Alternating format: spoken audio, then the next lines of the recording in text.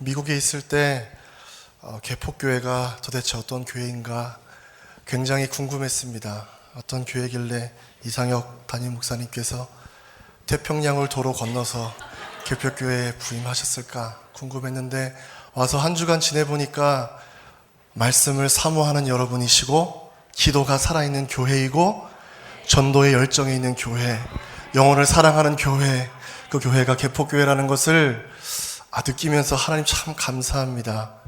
다시 이 태평양 건너와서 이상영 목사님 다시 만나게 하신 것 감사한데 이렇게 귀한 재단에서 좋은 성도님들 만나서 기쁘게 목회할 수 있도록 은혜 주셔서 감사합니다라는 기도가 절로 나오게 되었습니다. 환영해 주셔서 감사합니다.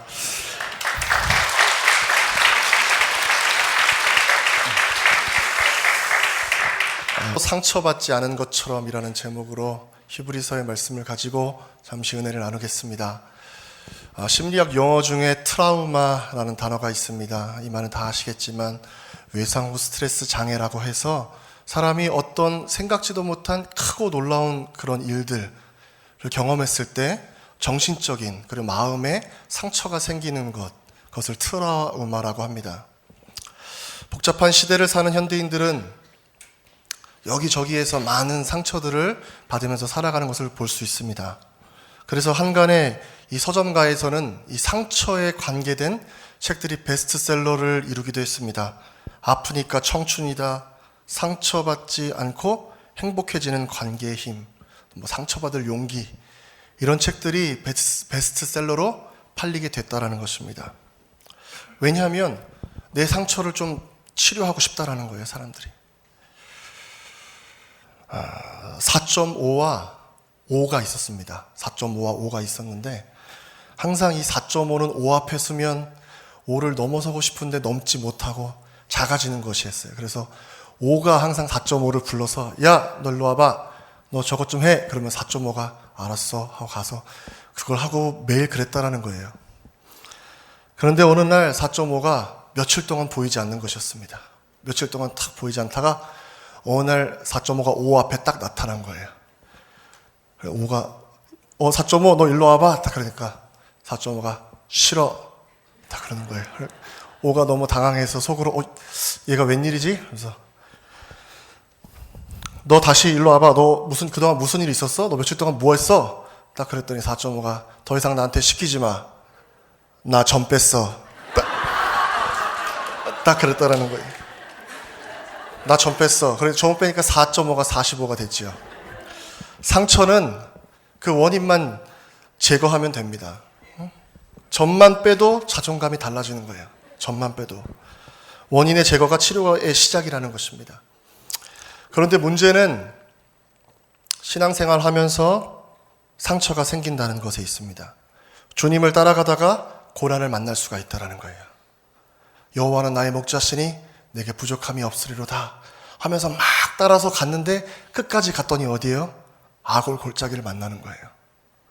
주님 나의 목자 되신다고 하셔서 따라갔는데 만나는 것이 아골 골짜기라니 이해가 안 되는 데에서부터 상처가 시작이 된다는 거예요. 하나님 나를 사랑하시지 않는 건 아닐까?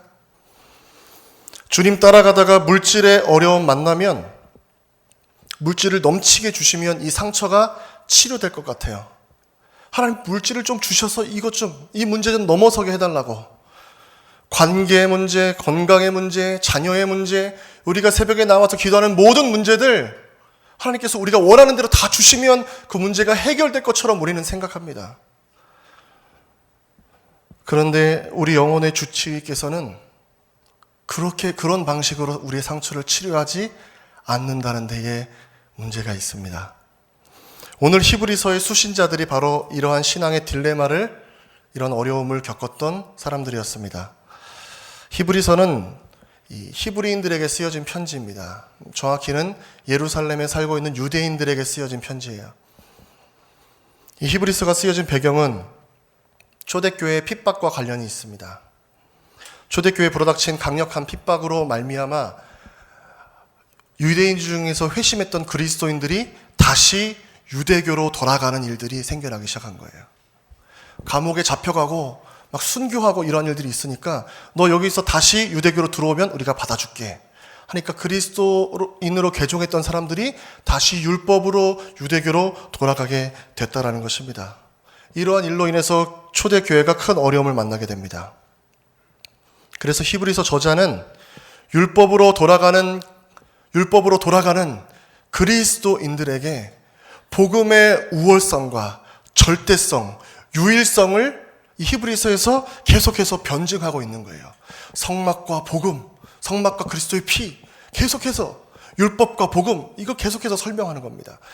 그리고 이 변증의 클라이막스가 어디냐? 히브리서 10장 19절 20절입니다. 그러므로 형제들아 우리가 예수의 피를 힘입어 성소에 들어갈 담력을 얻었나니 그 길은 우리를 위하여 휘장 가운데로 열어놓으신 새로운 살 길이요 휘장은 곧 그의 육체니라. 할렐루야. 휘장 가운데 새로운 살 길이 열렸는데 그것이 무엇이다? 율법이 아니라는 거예요. 제사가 아니라는 거예요. 누구? 예수 그리스도를 통해서만 구원을 받을 수 있다. 이 히브리서 이 변증의 결론이라는 것입니다. 십자가 복음만이 우리를 구원하는 줄로 믿습니다. 그런데 이 생명의 길을 포기하고 다시 율법으로 제사로 돌아가는 사람들이 있었다라는 거예요. 왜 그러하냐? 그만큼 핍박이 강력했다라는 것입니다. 견딜 수가 없었다라는 거예요. 어떤 핍박들이 있었냐면 비방과 환난을 받았고 사람들의 구경거리가 되었습니다. 또 주변의 동료들이 비방과 환난을 받는 것을 보게 되었어요. 옥에 갇히게 되었고 소유를 빼앗기게 되었습니다. 여러분 만약 여러분께서 예수님을 믿는 것 때문에 이러한 핍박을 지금 받으신다면 여러분 감당하실 수 있으시겠습니까? 그런 고난을, 그런 상처를 이겨낼 수 있는 저와 여러분이 되시길 바랍니다. 그러면 이 신앙의 길을 갈 때 만나는 고난과 상처는 어떻게 해결하면서 갈 수 있을까? 어떻게 이겨낼 수 있을까? 오늘 본문에서 두 가지만 말씀드리고 싶습니다. 첫 번째는 온전한 믿음이 있어야 합니다. 이 믿음인데 그냥 믿음이 아니에요. 온전한 믿음입니다. 복음이 우리를 살리는 유일한 능력임을 믿는 이 믿음이에요. 그래서 복음이 아니면 안 됩니다. 이 믿음이 있어야 된다는 거예요. 히브리서 시대의 문제 중에 하나를 10장 25절에서는 이렇게 말씀합니다. 모이기를 패하는 어떤 사람들의 습관과 같이 하지 말아라. 율법으로 돌아가는 이타자들 때문에 그리스도 공동체, 이 교회가 상처를 입게 되었습니다. 모이던 사람들이 줄어드는 거예요. 막 초대교회 중직들이 핍박을 받고 환난 받으니까 막 떠나기 시작하는 거예요, 교회를. 그러자 믿음이 연약한 사람들이 헷갈리게 되었던 것입니다. 야, 이게 지금 옳은 건가 아닌가? 이 길이 맞나 아닌가? 굳이 목숨을 걸고 우리가 모여서 예배드릴 필요가 있나?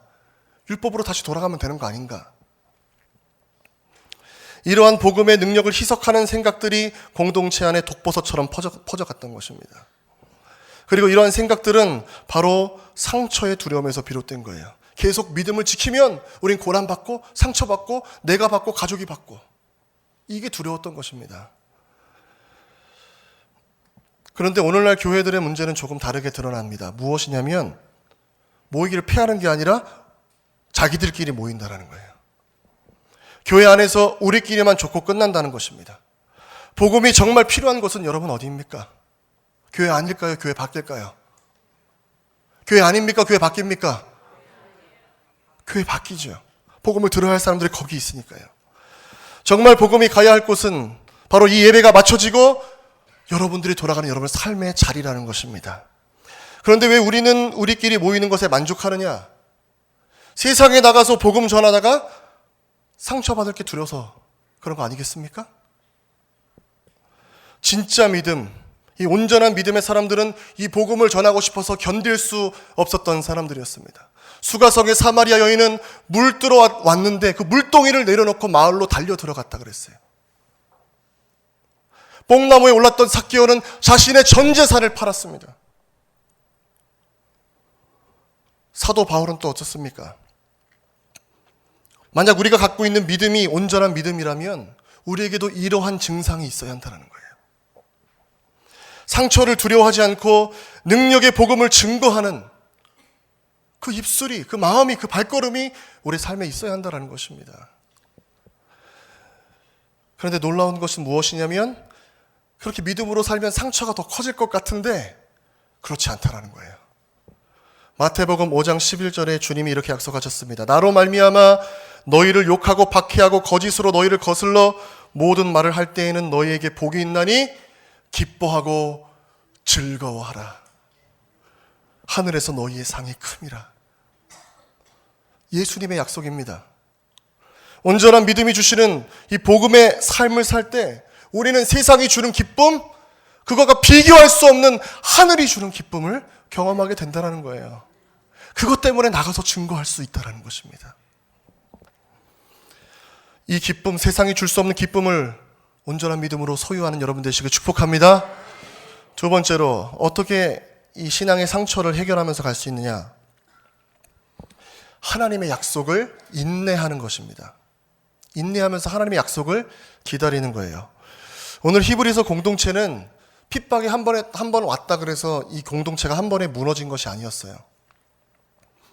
32절에 보면 전날에 너희가 빛을 받은 후에 고난의 큰 싸움을 견디어낸 것을 생각해라 이렇게 말씀하고 있습니다. 그러니까 히브리서 공동체는 고난과 핍박의 싸움을 견뎌냈던 저력이 있는 교회였습니다. 그래서 33절부터 비방과 환난과 소유를 빼앗기는 것도 어떻게 당했다? 기쁘게 당했다라는 거예요. 기쁘게. 왜냐하면 더 낫고 영구한 소유가 있는 것을 믿었기 때문에. 그래서 35절에 이렇게 말씀합니다. 그러므로 너희 담대함을 버리지 말라. 이것이 큰 상을 얻게 하느니라. 너희에게 인내가 필요하면 너희가 하나님의 뜻을 행한 후에 약속하신 것을 받기 위함이라. 하나님께서 주시는 영원한 나라의 약속이 있기 때문에 그 약속 붙들고 인내할 수 있어야 한다는 것이에요. 그 약속은 무엇입니까? 영생의 약속입니다. 히브리서 11장은 우리가 아는 대로 믿음 장입니다. 이 믿음 장에는 믿음의 선진들의 모범을 보여주는데 아벨과 에녹과 노아와 아브라함의 믿음으로 순종했던 것들과 이삭을 번제로 드리라는 말씀과 또 모세와 이러한 사람들의 이야기가 쭉 나열되어 있어요. 36절에서 초대 교인들이 어떤 핍박을 받았는지 말씀하는데 어떤 이들은 조롱과 채찍질 뿐 아니라 결박과 옥에 갇히는 시련도 받았으며 돌로 치는 것과 톱으로 켜는 것과 시험과 칼로 죽임을 당하고 양과 염소의 가죽을 입고 유리하여 궁핍과 환난과 학대를 받았으니 이런 사람은 세상이 감당하지 못하느니라. 그들이 광야와 산과 동굴과 토굴에 유리하였느니라. 지금도 터키의 갑바도기아 가면 초대교회 성도들의 신앙을 지키기 위해 살았던 토굴이 존재합니다. 그들은 자신의 모든 일상적인 삶을 포기하고 믿음을 지키기 위해서 그 토굴로 들어갔다는 거예요. 양과 염소의 가죽을 쓰고 유리했다는 것은 무슨 얘기냐? 토굴 밖으로 나올 때 혹시나 들킬까 봐 양과 염소의 가죽을 뒤집어 쓰고 양과 염소인 척 하면서 거리로 길로 광야로 나와서 먹을 열매들을 구했다는 것입니다. 오직 복음을 지켜내기 위해서 그 믿음으로 인내했다라는 것입니다. 그리스도의 복음 때문에 자신의 모든 삶을 포기했던 사람들, 채찍질의 상처, 조롱의 상처, 결박과 옥에 갇히는 시련, 돌로 치고 톱으로 켜임을 당하는 그 모든 상처를 그리스도의 복음 십자가의 보혈 아래 묻어두고 담대하게 그 고난 한가운데로 걸어갔던 그 믿음의 선조들에겐 과연 무엇이 있었기에 그러한 삶을 감당할 수 있었을까요? 온전한 믿음이 주는 하나님의 영원한 나라, 그 영원한 소유에 대한 소망과 인내가 있기 때문인 줄로 믿습니다. 여러분에게도 이러한 소망과 인내가 동일하게 있게 되시길 축복합니다. 지난 주간에 전도위원회 분들과 심기도 목사님과 함께 합정동에 있는 양화진 선교사 묘원을 방문했습니다. 이곳에는 외국인 417명의 시신이 안장되어 있는데 그 중에 145명이 선교사님들이십니다. 130여 년 전 서구에는 잘 알려져 있지 않던 조선 땅에 들어와서 평생을 헌신했던 그 선교사님들이 그곳에 묻혀 있습니다. 그 가운데는 최초의 조선 감리교 선교사인 아펜젤러를 비롯해서 언더우드, 스크랜튼, 알렌, 헤론, 하디, 헐버트 선교사들이 묻혀 있습니다. 헐버트 선교사는 그의 묘비에 이러한 글을 남겼습니다. 나는 웨스트민스터 사원에 묻히기보다 한국에 묻히기를 원하노라. 이들의 숭고한 선교는 어디에서 비롯된 것일까요? 고국에서의 편안한 삶도 부유하고 명성 있는 삶보다 복음을 듣지 못한 조선 땅의 그 한 생명을 귀하게 여겨서 그 땅에 들어왔던 사람들입니다. 묘원의 한쪽 구석에는 이름 없는 작은 묘비들과 작은 묘들이 모여 있습니다.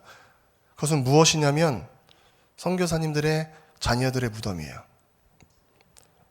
당시 조선 땅에 와서 태어난 아이들, 아니면 어린 나이에 왔던 아이들이 이 조선의 그 풍토병을 이기지 못하고 죽게 되었습니다. 여러분 한번 생각해 보십시오.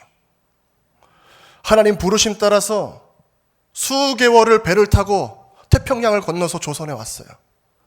그럼 하나님께서 적어도 우리 아이들의 건강은 책임져 주셔야 되는 거 아닙니까? 그런데 선교사님들은 그 어린 자녀들, 자기가 죽은 자기 자녀들을 자기 손으로 거기다 묻고 다시 복음 전파의 사명을 포기하지 않고 그 자리로 갔다라는 것입니다. 자녀를 잃은 슬픔과 그 절망의 상처도 그 아이의 시신과 함께 묻어둔 거예요.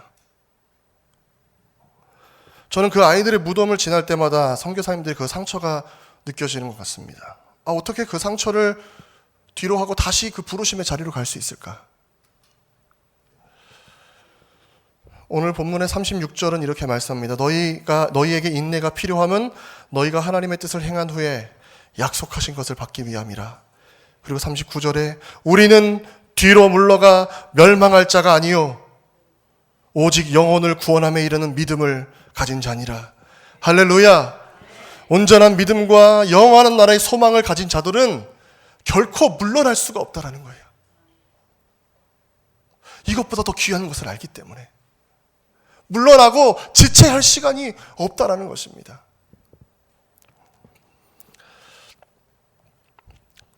그렇다면 하나님께서는 왜 우리의 믿음이 고난과 시련에 이 상처를 받도록, 상처 안 받고 그냥 믿음이 성장하고 하나님의 사람으로 자라가면 얼마나 좋겠습니까? 근데 믿음 생활하면 반드시 상처를 받고 고난과 시련을 통과하게 되어 있거든요. 하나님 왜 그렇게 하시는 것일까? 기독교의 명저서, 그때는 있었는데 지금은 없어서 몹시 그리운 하나님이 자랑한 사람의 이런 글이 있습니다. 205페이지. 하나님은 당신의 백성을 그냥 쓰지 않으신다. 고쳐서 쓰신다. 모세도 그랬고 다윗도 그랬다. 하나님은 당신의 백성을 연단시키는 것을 주저하지 않으신다. 단련하고 또 단련해서 정금으로 빚어지지 않으면 면류관을 장식할 수 없기 때문이다. 왜 고난과 연단, 그 상처들을 막 주시면서 이 시간들을 통과하게 하시느냐? 면류관 주시려고. 그 영광의 자리에 참여할 수 있게 하시려고. 저와 여러분이 하나님이 자랑하는 천연기념물 성도가 되기를 축복합니다. 그래서 우리가 만나는 신앙의 문제 속에서 하나님은 우리의 상처를 이 땅의 것으로 치료하시는 분이 아니세요. 하나님, 나 돈 때문에 힘들어요. 상처받았어요. 하나님, 건강 때문에, 가족 때문에, 자녀 때문에 상처받았습니다. 하나님이 그것을 해결해 주시면서 우리 신앙을 성장시키시는 것이 아니라는 거예요. 더 좋은 것, 하나님은 가장 좋은 것을 주셔서 우리의 상처를 치료하신다는 것입니다. 개척교회 시절입니다. 한 영혼이 얼마나 귀한지 모르겠습니다. 가족들과 사모의 친척 몇 분이 매 주일 오셔서 함께 예배를 드리셨어요. 그러던 어느 주일날 진짜 새신자가 그 지하 개척교회에 처음 방문하게 된 것입니다. 예배 중간이었는데 저도 흥분하고 거기 앉아 계신 분들도 엉덩이가 들썩들썩 하더라고요. 다 우왕좌왕하고 심장이 두근두근 하더라고요. 예배를 마치고 인사드리고 식사하고 가시라고 했더니 자기가 지금 오늘은 시간이 안 되고 내일 새벽 기도에 나오겠다라는 거예요. 내일 새벽 기도. 제가 그 밤에 잠을 잘 수 있었을까요? 없었을까요? 못 잡니다. 그냥 원고를 수정하고 그냥 압축, 엑기스를 그냥. 다음날 새벽 5시에 그 엑기스 설교를 탁 들고 예배당에 가서 기도하고 있는데 그분이 오셨을까요? 안 오셨을까요? 오셨을까요? 안 오셨을까요? 이야, 너무 상처가 안 오셨습니다. 화요일 새벽 기도 오셨을까요? 안 오셨을까요? 안 오셨어요. 수요일 새벽, 수요일 저녁, 목요일 새벽 안 오셨습니다. 금요일 새벽까지 안 오셨어요. 근데 이분이 오시긴 오셨는데 언제 오셨냐면 금요일 저녁 기도에 오신 거예요. 제가 막 찬양 막 하고 있는데 그분이 문을 탁 열고 들어오시더라고요. 그래서 그분이 딱 들어오셔서 하던 첫 마디가 아무도 없네요. 딱 그러는 거예요. 저밖에 없었거든요. 저랑 의자랑 마주보고 막 예배하고 있는데 그분이 아무도 없네요. 그러시는 거예요. 그래서 막 찬송을 하고 말씀을 탁 전하고 의자가 접이식 의자 20개밖에 안 되니까 저는 이쪽 끝에 그 권사님이시라고 그러더라고요. 권사님은 저쪽 끝에 앉아서 기도하는데 이 권사님이 통성기도를 하시는데 저를 위해서 기도해 주시더라고요. 하나님, 젊은 목사님 불쌍히 여겨 주옵소서. 불쌍히 여겨 주옵소서. 귀에 들리게 꼭 그렇게 한 20분 하셨던 것 같아요. 그분이 한 20분 하고 돌아가는데 그 기도가 그 첫 마디가 귀에 탁 들려서 여기에 탁 꽂히는데 더 이상 아무 기도도 안 나오더라고요. 그분은 가시고 예배당 불 끄고 집에 가서 자고 다음날 새벽에 아침에 나와서 하나님 앞에 기도하는데 하나님, 주의 종이 부끄럼 당하지 않고 불쌍히 여김 당하지 않고 목회하게 해주옵소서. 그런 기도가 막 절로 나오는 거예요. 여러분 그러시지 않겠습니까? 하나님 좀 자랑스럽게 주의 종 부끄럼 당하지 않게 목회하게 해주옵소서 라고 기도하는데 막 눈물이 나더라고요. 막 기도하고 있는데 그때 하나님께서 저에게 말씀을 한 구절 주셨어요. 마태복음 10장 16절 말씀이었습니다. 보라, 내가 너희를 보냄이 양을 이리 가운데로 보냄과 같도다. 예수님께서 나를 그 목회 현장으로 보내시는데 승현아, 내가 너를 시온에 데려와 같이 머리가 되고 꼬리가 되지 않게 뭐 이런 말씀 있잖아요. 독수리의 날개치며 하늘로 올라간 같이 그런 말씀이 아니었어요. 무슨 말씀이냐면 내가 너를 보내는데 너를 보내는 마음이 어린 양을 이리 한가운데 통과하게 하는 것 같다라는 거예요. 가만히 이 말씀 묵상하는데 아 그래, 목회란 그런 거구나. 양이 이리 가운데 들어가면 그 길은 그냥 가는 게 아니구나. 이리가 물어뜯고 손톱으로 핥히고 그럼 그 길은 생채기가 나고 피를 흘리고 죽을 수도 있는 길이구나. 근데 주님은 그 길을 가지 말라고 하시지 않는 거예요. 가라는 거예요, 그 길을. 그럼에도 불구하고 가야 하는 길이구나. 그 상처가 날 기다리고 있지만 오늘 한 번도 상처받지 않은 것처럼 다시 담대하게 그 부르심의 자리로 달려가는 것이 그게 사명자의 길이구나. 다시 한번 깨닫게 되었습니다. 우리가 언제 한 번도 상처받지 않은 것처럼 다시 한번 담대하게 부르심의 길로 갈 수 있느냐? 다른 것이 아닙니다. 주님의 임재를 경험할 때. 우리의 인생에 문제들 많이 있습니다. 개척교회 기도 제목이 얼마나 많이 있겠습니까, 여러분? 하나님 그 기도 제목에 당답하셨던 것이 아니에요. 이 한 말씀 주셨습니다, 2년 동안. 오늘 우리가 읽은 히브리서 10장 32절은 이렇게 시작합니다. 전날에 너희가 빛을 받은 후에 고난의 큰 싸움을 견디어낸 것을 생각하라. 히브리인들의 교회가 어떻게 고난의 큰 싸움을 이겨냈냐? 빛을 받은 후에, 빛이 임한 후에, 빛이 그들 가운데 임재한 후에 이 고난의 큰 싸움을 히브리인 교회가 견뎌낼 수 있었다라는 것입니다. 그 빛은 무엇입니까? 예수 그리스도인 줄로 믿습니다. 주님의 임재가 경험되면 그 영광 때문에 우리의 상처가 회복이 되는 거예요. 우리가 상처받던 세상의 문제를 하나님 해결해 주실 때 우리의 상처가 회복되느냐? 그렇지 않아요. 하나님 그거 해결해 주시면 우리는 뭐 하냐? 더 달라 그러지. 하나님께서 우리에게 주시고자 하는 건 그것이 아니라 뭘 주셨냐? 자기 자신을 주시는 거예요. 주님의 임재를 주시는 거예요. 찬송가 445장의 가사는 이렇습니다. 태산을 넘어 험곡에 가도 빛 가운데로 걸어가면 주께서 항상 지키시기로 약속한 말씀 변치 않네. 2절 캄캄한 밤에 다닐지라도, 아골 골짜기를 다닐지라도 주께서 나의 길 되시고 나에게 밝은 빛이 되시니 길을 잃어버릴 염려가 없네. 3절 광명한 그 빛 마음의 바다 찬란한 천국 바라보고 할렐루야를 힘차게 불러 날마다 빛에 걸어가리. 하늘의 영광 나의 맘속에 차고도 넘쳐. 뭐가 넘칩니까? 하늘의 영광. 태산같이 높은 문제를 넘을 때, 험한 골짜기 지날 때 우리가 주님 붙들고 가면 주님께서 우리에게 주시는 것은 이 태산이 평지가 되는 것이 아니었다라는 거예요. 깊은 골짜기, 이것을 위해서 기도하면 하나님이 골짜기를 메워주시고 평지로 만들어주셨던 것이 아니라는 것입니다. 이 말씀 받고 제가 개척교회에서 기도할 때 그 다음 주일부터 새신자가 10명, 20명씩 와서 지하에서 2층으로 올라가 2층에서 4층 올라가 건물 아무 일도 일어나지 않았습니다, 여러분. 그런데 뭐가 달라졌냐? 제가 달라진 거예요. 하늘의 영광이 충만하게 경험되자 상처받던 그 자리가 영광의 자리로 바뀌게 됐다는 거예요. 영광의 자리로 경험이 된다는 것입니다. 하늘의 영광이 우리 안에 충만할 때 우리는 과연 한 번도 상처받지 않은 것처럼 다시 일어서서 사명의 자리로 갈 수 있는 줄로 믿습니다. 사랑하는 여러분, 이 길을 함께 가시겠습니까? 그 사명의 길, 부르심의 길로 한 번도 상처받지 않은 것처럼 달려갈 자신 있으십니까?